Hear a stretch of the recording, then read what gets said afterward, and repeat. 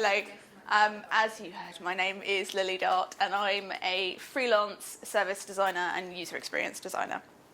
I'm going to be talking to you about leadership in design tonight. I'm going to be talking a bit about how we can apply design skills to leadership and how we can apply leadership skills to design to hopefully make things a bit better all round. And after having called myself a user experience designer, I'm going to start with a problem. And the problem is this job title. It's a common title. Quite a lot of people in our industry have it. A lot of people also misuse it. But what does it actually mean? What are we actually doing when we're doing user experience design? Well, so I think to understand that, we have to understand this bit. We have to understand what the experience bit means. And that's not very well defined either, and I have been trying to find definitions of it. Some people say that it is a series of interactions, or the sum of a series of interactions. Some people say it's about designing for a coherent journey. Some people say it's about invoking an emotion in our users. And some people even go as far as to say that it's about the relationship that a user has between a product or a company and a service. But designing a relationship, that seems like an awfully big responsibility for a single person. And I think anyone who has ever been a user experience designer or worked with a user experience designer will probably know that it's not that simple. Because there are many more people than just that go into building an experience. We've got front-end developers, back-end developers, clients, brand designers, strategists, copywriters, customer services teams, researchers, systems administrators, DevOps, quality assurance people, marketing designers, and this isn't even the full list of people that might go into building an experience. But the reality is that all of these people are responsible for part of that experience. When any of these people are doing their jobs, they are contributing to that experience. Any decision they make, they are designing part of the experience. So, the truth is that user experience is a team sport. And as user experience designers, we can't control or design the whole experience on our own because the scope is just too big. We need this massive collective of people to actually work together to uphold what we envision for that experience. And, I think user experience is just one example. I think most design is a team sport, whether you're talking about information architecture, technical architecture, service design, editorial design. All of these things require teams to uphold a vision. Today I'm mostly going to focus on user experience design because hopefully that's the most sort of familiar one for the crowd. But first of all, I want to tell you a bit about why I'm talking about this. This kind of message about leadership and design, it's definitely a kind of learned story for me, and it relates very heavily to my career progression. I started as a developer designer. I was doing a graphic design degree at the time, and at that point in my career I learned what you needed to do things like make a page easy to read. I learned about what draws the human eye, what might distract it. I learned about the golden ratio and typography, but at the end of the day I felt a bit like I was designing things that were pretty but not very useful. So I moved into user experience design. And I began to understand what a user journey really was and how people navigate systems. I was beginning to learn to be empathetic for the people that I was designing for, but I was still kind of designing for users, that kind of single unformed blob of human that we sometimes design for when we don't really know any better. So by the time I'd moved into being a manager, I had gotten to the point where I was able to convince clients that we actually had to do real research about the audiences that we were designing for. And I was doing usability testing and user research. I'd been in front of the users, I'd watched them use our websites and products, and I really began to understand how empathy in design was important. But more than that, I really understood that you had to focus on and design for the right group of people. Just being empathetic to everyone, didn't do much for the business. Now, the reason that I transferred into service design is definitely a story for another time. But at this point, as head of service design, I was managing a team of 8 people. I was also still building client relationships. And it was a really big learning curve for me because I'd gone from some very small teams to quite a big one and a lot of responsibilities. I felt like I had to learn a whole new set of skills very quickly, and some genuinely were new skills that I had to learn. But actually, when I look back on it now, the skills that I learned earlier in my career, I was still using as a leader. Now, I don't mean that in the obvious way. Obviously, I was still doing design. I was still using my design skills. But I was also using those skills in a different way. The problem-solving skills that I'd learned, I was applying to things like internal team structures. The empathy skills that I'd learned, I was applying to things like why clients are unhappy. And the ability to research and really focus on an audience, I was using to design strategy. And that was about the time that I realised that the qualities of a good designer are awfully similar to the qualities of a good leader. Now, we aren't all leaders in the literal sense. We don't all have teams to run. But I'd like to talk a bit today about the skills that designers already have that help us in this area, and how those skills can be reapplied to other areas of our working life. And by doing that, we'll bring a leadership quality into design. And that quality really is required when you aren't truly in control of that end-to-end user experience. But before I do that, I want to just define what I mean by leadership. This is a quote. It says, "Too many people view management as leadership." It's not. Leadership comes from influence, and influence can come from anyone at any level and in any role. It's about being open and authentic and helping to lift others up and working towards a common mission. So it's not actually really about being a manager or even about being in charge. It's about using your positive influence to work towards a common goal.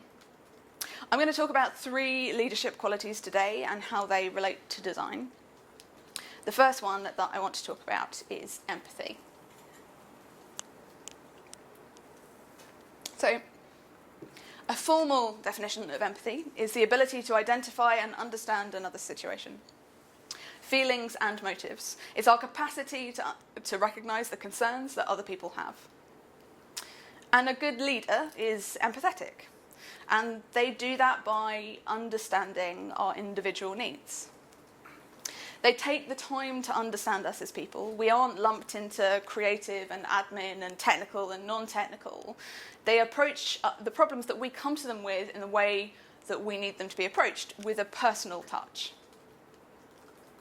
They listen to our expertise. A good leader rarely says, "I'm in charge and this is just the way we're going to do it." They trust their team and they listen to what they have to say. And they listen to and prioritise our concerns. If we're pushing back on something or we're uncomfortable, they take the time to understand why. Our concerns are important to them and they'll make it a priority to resolve them. Now, a good designer is also empathetic. They can put themselves in a user's shoes. This is a core need of the job, right? We need to be able to see it from the other side. They are good at understanding human behaviour, because if you don't understand it, you can't design for it. And they can prioritise the needs of others. This is fundamentally what user experience does. It's what good design does. It says not what do I need, but what do they need. So what happens when you don't have empathy in a leader or in a team? Well, there's quite a few things that could happen, but one of the common ones is actually lack of commitment to decisions made in the team. Now, this might not exactly feel like it follows on, but bear with me.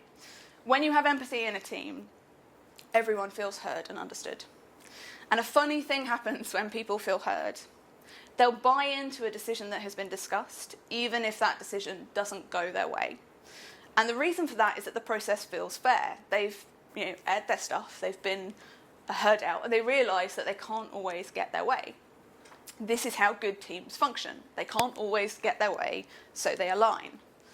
But if they feel they haven't been heard, then they may feel forced into a commitment they didn't really want to make, and then they may not follow through on that.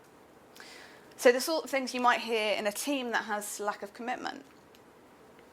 I decided in the end not to do it that way. The developer didn't follow my design. I told the designer we couldn't do it that way. And I thought someone else was doing that. That kind of half buy-in. I suppose we kind of agreed to it, but I'm not going to take responsibility for it. So how can a designer's skill with empathy help in this particular situation? Well, we can use empathy to connect with our colleagues. And as I've said, we're good at this already. We're good at empathy. We use empathy every day to connect with our users. But we rarely apply the same standards to our colleagues and clients when we're interacting with them. But we can spend time to understand what motivates our colleagues. What does good look like to them? What do they think the most important thing to achieve in this project is? What tasks do they love and which do they hate? We can take time to understand their concerns. Why are they pushing back on that design? Why don't they like that thing that you're suggesting? Why are they concerned about delivering your design on time? Ultimately, it's about considering colleagues' needs as the way you would users' needs. What influences their reaction to a certain situation or request? And maybe even what can you do in your work to make their work easier? Using empathy and understanding in our interactions with our colleagues and clients, we're showing respect for them. And we'll see the same respect returned. And when that happens, we have an easier job of convincing our colleagues to listen to us when we need to say, this isn't a good user experience. So the next quality that I want to talk about is direction and focus. You might call it strategy. Leadership is having a vision, sharing that vision, and inspiring others to support your vision while creating their own. And a good leader sets direction and focus. They give you strategy to work with. But they set direction.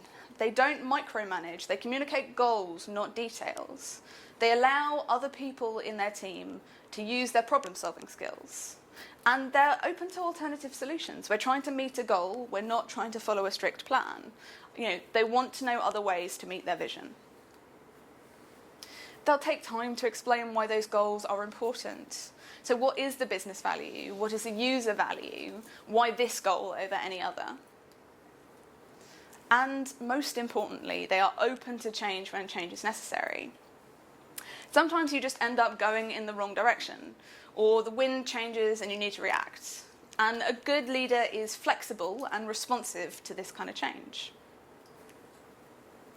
Now, a good designer promotes direction and focus. A designer may be defining direction if they're in a more senior role, but at minimum, a good designer needs to promote that focus. And they do that by keeping their designs goal-focused. So what does the user want to achieve? What is the most intuitive way of getting them to that goal? They make design decisions with intent. A good designer doesn't make things pretty for the sake of it, because at that point we're talking about creating art. A designer designs for purpose, and they design for people. And a good designer is keen to measure and improve. And this is about being responsive to change, just like good leaders are. Our users change, the technology changes, and so does the market around us. And good designers measure how well they're living up to that vision that they helped set, helped create, and they look to create change where necessary. So what happens when we don't have direction and focus? Well, when there's no clear strategy, people only have their personal opinions to focus on. So we might hear things like, I know what my customers want. The client that feels like they are the only expert of their domain and no one else can contribute.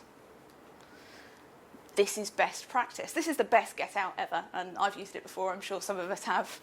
If everyone else is doing it, then we should too, just because. Because I've been doing this for 10 years, you get people pulling rank. I know better than you just because I do. And my favourite, random technobabble to justify not doing something that you don't want to do. It won't work because of the flux capacitor. Sorry. I'm sure we've all used some kind of techno phrase in a meeting with a client which we knew they wouldn't understand, but it got us out of having the conversation. So what can designers do to avoid this kind of conflict? Well, we can do exactly what I said. We can measure and adapt our work. And the point of measuring is to ensure that you're still aligned with that vision that has been set down, that has been agreed, and that everyone is meeting their goals. You don't have to wait for senior staff to suggest measures. I see this a lot with junior designers. They're happy to kind of present a design and leave it at that. But actually, you know what those measures are because your designs have goals. That's what you designed them for. So you can volunteer that information. You can say, this is the way we can measure this. And more importantly, if something isn't working, change it. Be the person to stand up and say, we aren't meeting this goal, so let's make it better. Because this is what leaders do. They give people the tools to align when alignment is needed, and they give them the impetus to change when change is needed. So the last quality that I want to talk about is collaboration.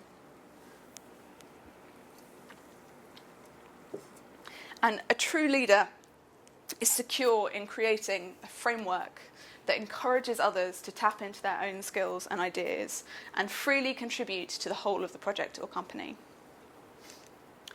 And a good leader facilitates collaboration. They make space for new ideas to be considered, and by making that space, they encourage growth and innovation. They empower teams to make their own decisions. They don't put projects through unnecessary and arduous sign-off processes. And they do that because they trust the people that they work with.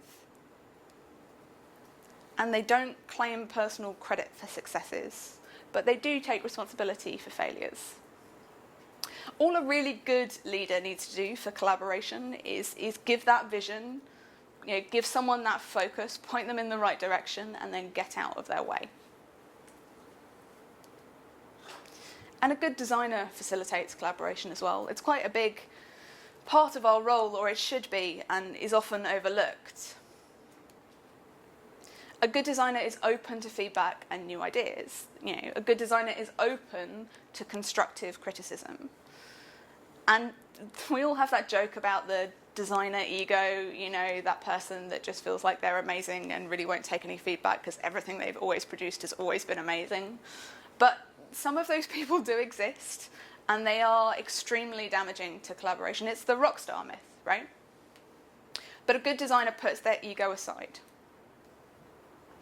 They create assets and designs that are easy to reuse.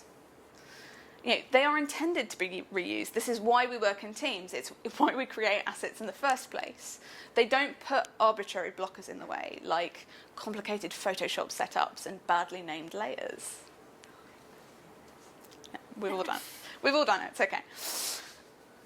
And they present information in a way that everyone can understand. And mostly we do this for our users, but again, it is the most important thing a designer can contribute to collaboration. But we often consider the way we present to users much more thoroughly than the way we present to clients and colleagues. And what happens when we don't have collaboration? Well, we end up with blame. Good leaders take blame on themselves and distribute credit to others.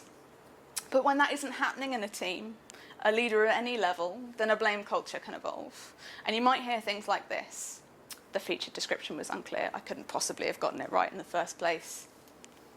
That bug is definitely her fault. The servers are slow. It's obviously not the JavaScript. And the quality assurance person should have checked that. In a blame culture, you don't want to take responsibility for mistakes because that culture is always looking for somewhere for the buck to stop, and you don't want it to stop with you.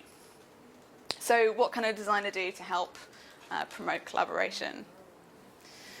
Well, we can design for internal collaboration. We can design for this.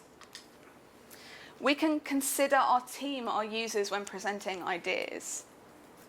Our team and our clients are our users when we're trying to communicate a vision to them. And we can make sure that we're presenting that information in the right way for them when we do that.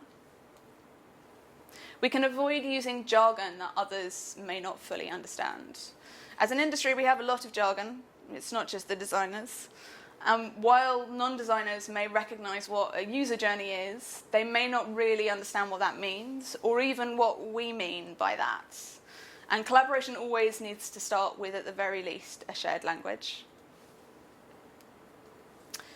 And we can focus our communication on what is relevant to them.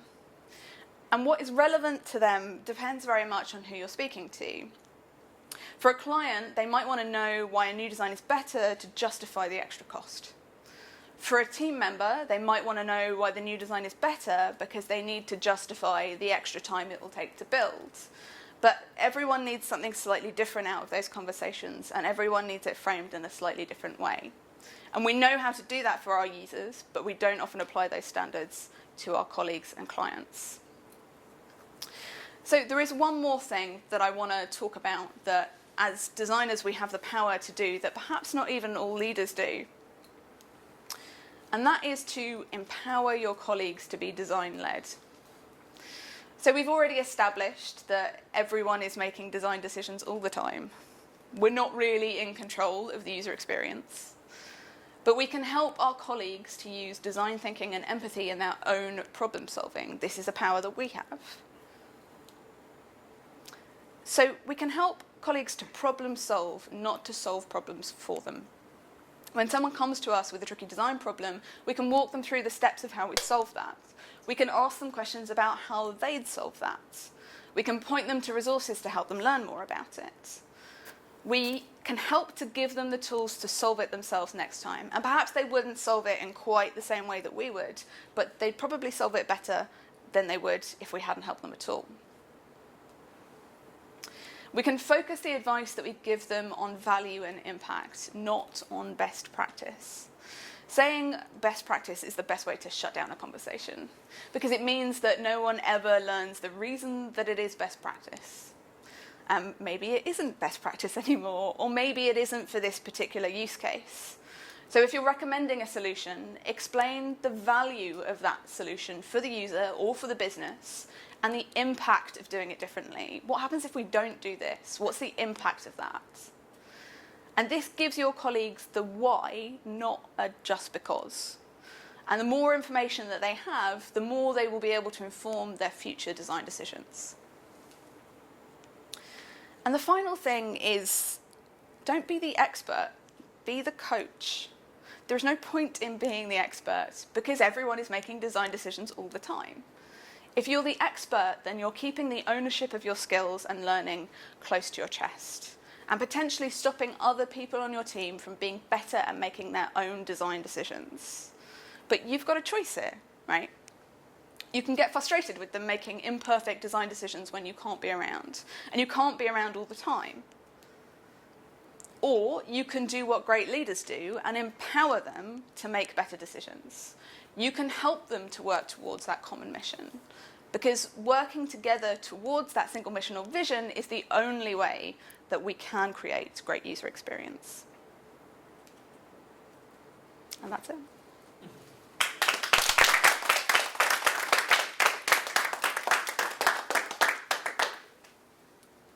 Any questions? Yeah. Thank you, Lily. That was very interesting. I was very curious as to, as a designer, what it is you do in your day-to-day job, what your normal day would look like. It's a complicated question. So I am primarily a service designer now. So what I do is a mix between sort of business strategy and user-focused strategy to help design services, and they're not necessarily digital anymore.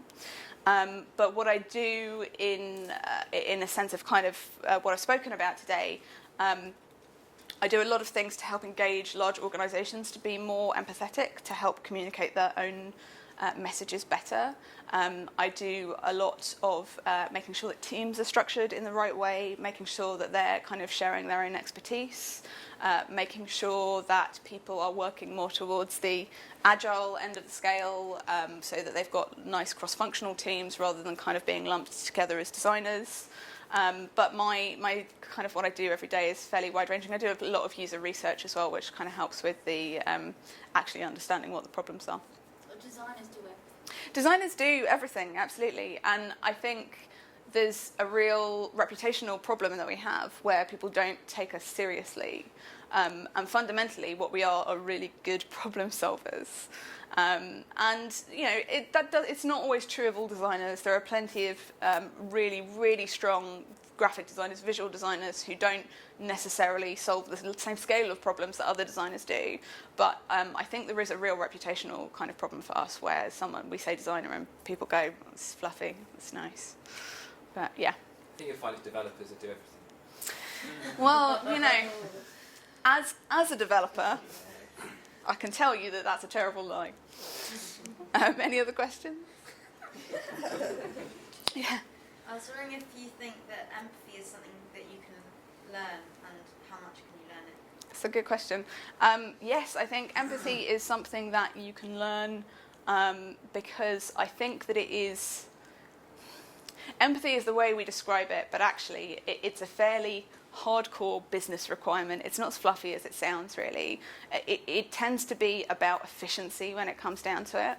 If you're not empathic towards your users, if you don't understand and accept the reality that they are humans and not robots and will behave like humans, then you design services and applications that work for robots and not humans. And I think anyone with the right kind of data input and the right understanding of that problem can learn to be empathetic, because it's actually about going, have we designed for the humans here, or have we designed for the robots that we think exist, the amorphous user blob.